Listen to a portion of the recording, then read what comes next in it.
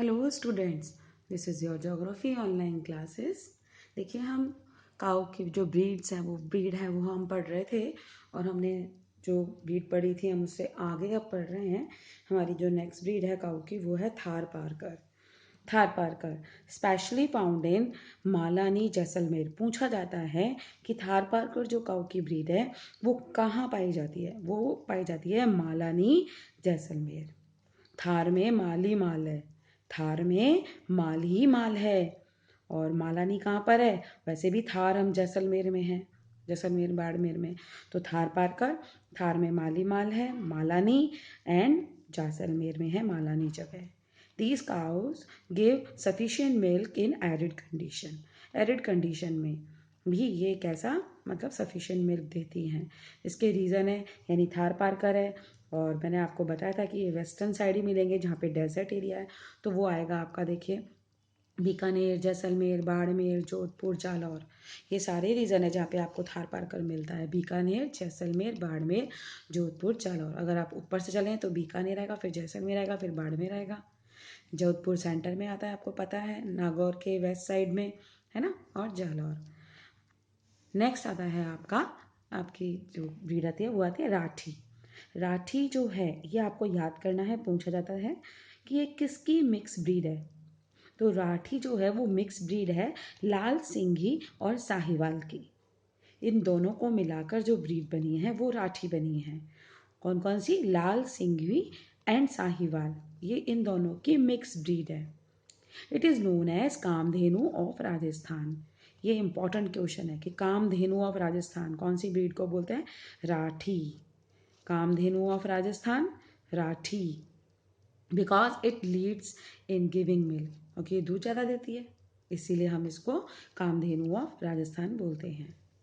इसका रीज़न भी कौन सा है? देखिए, ऊपर अगर हम चलें तो जैसलमेर से शुरू कीजिए। देखिए, जैसलमेर, बीकानेर, श्री गंगानगर, है ना।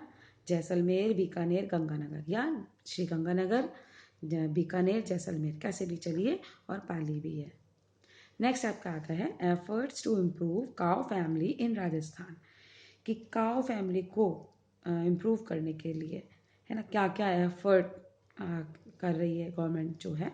For the development of cattle rearing and its conservation in Rajasthan, various schemes have been implemented by state के द्वारा बहुत सारी स्कीम्स चलाई गई हैं, है ना। एंड सेंट्रल स्टेट गवर्नमेंट के द्वारा भी और सेंट्रल गवर्नमेंट के द्वारा भी बहुत सारी स्कीम्स चलाई गई हैं कैटल रियरिंग के लिए। Various programs for conservation of cows, और बहुत सारे प्रोग्राम्स भी चलाए गए हैं काउस के कंजर्वेशन के लिए, यानी काउ को बचाने के लिए। Native cows breed improvement program, देखिए आपको याद करना है, native cows breed improvement program है, एक गोपाल प्रोग्राम है और एक कामधेनु स्कीम है। तो गोपाल प्रोग्राम सभी को याद रहेगा, है ना, और कामधेनु स्कीम, और एक आपको याद करना है native cows breed improvement program. The main program for the development of cattle resources includes producing good quality of cows by artificial breeding. देखिए, artificial breeding से ये एक अच्छी क्वालिटी की जो काऊ है ना उसको डेवलप करना चाहते हैं। प्रोवाइडिंग मेडिकल फैसिलिटीज़ देना चाहते हैं, देते हैं। एडवांसमेंट ऑफ काऊ शेड्स, है ना, और organising animal fairs etcetera. Animal के जो फेयर होते हैं जहाँ पे कि एनिमल्स को खरीदा और बेचा जाता है उसको ऑर्गेनाइज करते हैं। तो इन प्रोग्राम में क्या क्या किया जाता है कि जो काऊ की है ब्रीड, वो उनकी क्वालिटी से ब्रीडिंग से उनकी क्वालिटी सुधारी जाती है, आर्टिफिशियल ब्रीडिंग से, और उनको मेडिकल फैसिलिटी प्रोवाइड कराई जाती है। काऊ शेड्स में जो है जहाँ पे जो काऊ रहती हैं उनको एडवांसमेंट किया जाता है कि एडवांस टेक्नोलॉजी यूज़ करें, और ऑर्गेनाइजिंग एनिमल फेयर्स को भी, एनिमल फेयर भी लगाए जाते हैं। At present, due to mechanization of our agriculture and trend to using buffalo milk instead of cow milk, it has become a threat for cows. देखिए, काऊ के लिए मुसीबत क्या है कि एक तो ये कि मैकेनाइजेशन ऑफ एग्रीकल्चर, और दूसरा क्या है कि बफेलो मिल्क को हम ज़्यादा क्या करते हैं, प्रेफर करते हैं। तो इसलिए जो काऊ है, काऊ मिल्क हम लोग यूज़ में नहीं लेंगे तो फिर काऊ क्या जाएगा, काऊ का कुछ नहीं हो सकता, कोई पालेगा भी नहीं। जब हम दूध ही काम में नहीं ले रहे काऊ का, तो कौन पालेगा उसको, है ना। तो इसलिए ये कैसे हैं, एक मुसीबत में आ गई हैं। We can conserve cows by using cow milk. हम उनको बचा कैसे सकते हैं कि हम काउ मिल्क यूज़ में लें, उसका यूरिन काम में लें, काउ डंग काम में लें। सभी को मालूम है काउ का जो यूरिन है वो बहुत, उससे मेडिसिन बनती हैं। काउ डंग जो है वो भी बहुत काम आता है to make useful and helpful products बनाए जाते हैं। आपको मालूम है ना, वो मच्छर भगाने के लिए जो बनाते हैं वो काउ डंग से बनाते हैं, जिसको हम बोलते हैं ना कॉयल। मच्छर भगाने के लिए आजकल वो काउ डंग से बनती है। तो अब हमारी नेक्स्ट इंडस्ट्री आ रही है cottage industry. Cottage industries means those industries in which efficient labor with low investment make products manually by hand। यानी कॉटेज इंडस्ट्री होती है एक छोटी सी इंडस्ट्री जिसमें लोग अपने बस घर के लोग मिलकर ही उसके अंदर प्रोडक्शन करते हैं, है ना। और तो एक छोटे से रूप में, और उसका जो इन्वेस्टमेंट भी होता है वो भी बहुत कम होता है। लागत जो लगाते हैं या इन्वेस्टमेंट जो होता है वो कम होता है, और घर के लोग ये मिल के उसमें काम कर लेते हैं, तो उन्हें हम कॉटेज इंडस्ट्री बोलते हैं। तो देखिए, cottage industry are the industries which are run fully और partially by the members of family themselves. यानी मेनली ज़्यादातर यही होता है कि फैमिली मेंबर्स ही उसमें काम करते हैं, और वो ही उसमें काम करके लेबर बाहर से लाएंगे, फिर कॉस्ट बढ़ जाएगी, है ना। तो वो कोशिश करते हैं कि फैमिली मेंबर्स उसमें काम करें, और इन्वेस्टमेंट भी जो है वो कम से कम। From the raw material point of view, cottage industry can be classified into following categories। अगर हम रॉ मटेरियल इसका देखेंगे पॉइंट ऑफ व्यू से कि रॉ मटेरियल कहाँ से आ रहा है उसके लिए, तो हम इसको जो डिवाइडेशन कर रहे हैं, देखिए पहले हम चलते हैं, पहले मैं आपको सारे डिवाइडेशन बताती हूँ। Agriculture based industry, mineral based industry, forest based industry और एनिमल बेस्ड इंडस्ट्री। कौन कौन सी, देखिए agriculture based, mineral based, forest based and animal based. अब देखिए, अब हम सबसे पहले चल रहे हैं आपका एग्रीकल्चर बेस्ड इंडस्ट्री। इसमें आएगा making various types of sauce, pickles, jams, pulses, rice from paddy, ये सारे आ जाएगा। ग्राइंडिंग व्हीट, जो अपन गेहूँ पिसवाते हैं ना, वो भी इसमें स्मॉल कॉटेज इंडस्ट्री में आइए। Making jaggery, sugar cane and खांडवी, अपन वो बनाते हैं ना गुड़, वो भी इसके अंदर ही आएगा कॉटेज इंडस्ट्री में। और किसके अंदर आएगा ये याद रखिए, एग्रीकल्चर, क्योंकि हमें जो वो मिलता है ना शुगर केन, वो हमें एग्रीकल्चर से मिलता है। तो जो आपके सॉस, पिकल, जैम, एक ग्राइंडिंग व्हीट और एक आपका जागरी फ्रॉम शुगर केन एंड खांड से बनती है ना आपकी। अब आता देखिए मिनरल बेस्ड इंडस्ट्री। मिनरल्स में एक तो मार्बल इंडस्ट्री आ जाएगा, ये मिनरल ही है। एक स्टील अटेंसिल्स, ये भी इसमें आ जाएगा। गोल्ड सिल्वर ऑर्नामेंट्स, ये भी इसमें आ जाएंगे। एल्युमिनियम अटेंसिल्स, एल्युमिनियम के जो बर्तन होते हैं वो भी इसमें आ जाएंगे। तो कौन कौन से आ जाएंगे, marble industry, steel utensils, gold and silver ornaments, aluminium utensils, ये सब इंडस्ट्री इसी के अंदर आएगी। किसमें, मिनरल बेस्ड में। अब आता है आपका फॉरेस्ट बेस्ड इंडस्ट्री। इसमें मेकिंग पेपर और toys from would, paper banana would say, toys banana would say. Bamboo industry आती है। एक बीड़ी इंडस्ट्री, बीड़ी बनाते हैं ना सिगरेट बीड़ी वाली, वो बीड़ी इंडस्ट्री। एक आता है वैक्स एंड ग्लू, ये भी हमें फॉरेस्ट से मिलता है, ग्लू और वैक्स, ये इसकी इंडस्ट्री भी आपकी फॉरेस्ट में आती है। यानी मेकिंग पेपर और toys, bamboo industry, beedi industry, wax and glue. Next आता है आपका लेदर इंडस्ट्री, वो sorry animal based industry. Animal based industry में फर्स्ट आती है आपकी लेदर, जो कि एनिमल से मिलता है। आइवरी जो मिलती है वो भी आपको उसी से मिलती है। वुलन इंडस्ट्री, ये भी आपको वुलन के जो मिलता है आपको शीप से मिलता है ना, तो ये भी उसी में आएगा आपका एनिमल बेस में। और ग्राइंडिंग बोन्स, यानी हड्डियों का चूरा बनाया जाता है, और उसको अपन एज अ खेतों में डालने के काम आता है ना, तो उसके लिए तो ग्राइंडिंग बोन्स की जो इंडस्ट्री होती है वो भी आपकी एनिमल बेस्ड इंडस्ट्री है। Other important cottage industries of the state Rajasthan, देखिए और कौन कौन सी इंडस्ट्रीज हैं। Oil and vegetable ghee industry, कहाँ पर है, ऑयल एंड वेजिटेबल घी, कौन खाएगा, तेल ऑयल कौन खाएगा, वेजिटेबल घी कौन खाएगा, देखो अमीर लोग खाएंगे, और सारे अमीर हमारे कैपिटल जयपुर में रहते हैं, तो जयपुर आ गया, है ना। फर्स्ट तो जयपुर ही है। जयपुर से आप आ जाइए कहाँ पर, भरतपुर, अलवर छोड़ के सवाई माधोपुर, है ना, गंगानगर, कोटा, बूंदी, अजमेर। तो जयपुर याद करिए, अलवर छोड़ दीजिए, भरतपुर आ जाएगा, सवाई माधोपुर आ जाएगा, है ना, और गंगानगर, कोटा, बूंदी आ जाएगा, अजमेर आ जाएगा।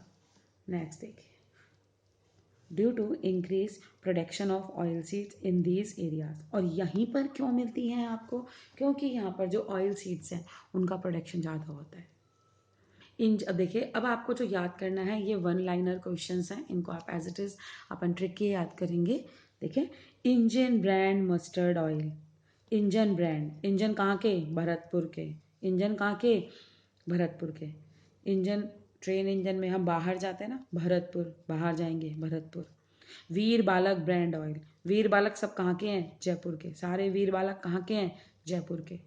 Engine brand mustard oil, engine से हम बाहर जाएंगे भरतपुर। वीर बालक कहाँ के हैं? जयपुर के। फेमस वेजिटेबल घी सेंटर्स कहाँ कहाँ है? देखिए, फेमस वेजिटेबल घी सेंटर जयपुर है, निवाई टोंक है, भीलवाड़ा, चित्तौड़गढ़। जयपुर, टोंक, टोंक में भी जगह है निवाई। हम देखो वेजिटेबल घी को निवाया निवाया गरम करेंगे, निवाई। हम वेजिटेबल घी को निवाया निवाया गरम करेंगे जिससे, और फिर हम वो बत्ती डाल के नज़र टोक उतारते हैं ना, समझ में आ गई? वेजिटेबल घी को हम निवाया निवाया गरम करेंगे और फिर हम उससे टोक यानी कि नज़र उतारेंगे। तो जयपुर हो गया, निवाई टोंक हो गया, एक भीलवाड़ा हो गया और चित्तौड़गढ़ हो गया। नेक्स्ट देखिए, work of temporary and permanent printing using organic and chemical colours with the help of wooden block. अपन छापे लगाने, छापे वाली प्रिंटिंग होती है ना, ब्लॉक्स होते हैं जो वुडन के ब्लॉक्स, और उसमें अपन कलर लगा के कपड़ों पे ऐसे छापे लगा के प्रिंटिंग करते हैं। तो वो कहाँ कहाँ होता है? देखो, बाड़मेर में, बलोत्रा, बगरू, देखो तीनों ब से हैं, है ना, बाड़मेर, बालोत्रा और बगरू। बगरू के बाल देखो, बाढ़ आ गई है, बगरू के बाल में बाढ़ आ गई है, बगरू के बाल में बाढ़ आ गई है। तो बाड़मेर, बालोतरा और बगरू। श्री गंगानगर, श्री गंगानगर, अकोला, सवाई माधोपुर, नाथद्वारा, पाली, पिपाड़, उदयपुर। अब आपको हो गया, हमको तो सारे याद नहीं होते। अरे सारे नहीं याद करने, आपको 2 4 5 याद करने हैं बस। अगर पूछे तो हम लिख तो सकते हैं कि वुडन ब्लॉक से प्रिंटिंग कहाँ कहाँ होती है, तो आप 4 5 याद कर लो। बाड़मेर हो जाएगा याद, है ना। बालोतरा हो जाएगा, बगरू, बगरू के बाल में बाढ़ आ गई, अकेले बगरू के बाल में बाढ़ आ गई, अकोला, है ना, अकोला, बगरू, बालोतरा और बाड़मेर। इसके अलावा देखिए, अगर आप याद कर सकते हैं तो पाली, पिपाड़, उदयपुर, पाली, पिपाड़, उदयपुर, पाली, पिपाड़, उदयपुर। अब इम्पॉर्टेंट क्वेश्चन ये सारे हैं, अब जो मैं बोलने वाली हूँ ये एग्जाम में आते हैं। अजरख प्रिंट, अजरख बाड़मेर का है। देखो, अजगर कहाँ मिलेगा? बाड़मेर में ही मिलेगा, जहाँ पे रेत ही रेत है।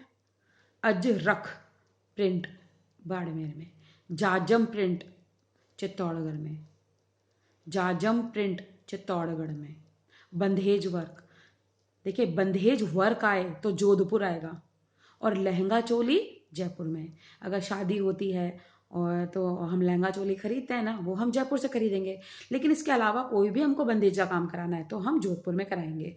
ठीक है, तो यानी अजरक प्रिंट यानी अजगर कहाँ मिलेगा? बाड़मेर में। जाजम प्रिंट चित्तौड़गढ़ में। बंधेज वर्क आता है तो जोधपुर आएगा, बड़े जोर का बंधेज वर्क है। और लहंगा चोली खरीदनी है शादी के लिए तो हम अपने अलवर के पास से कहाँ जाएंगे? जयपुर जाएंगे, है ना।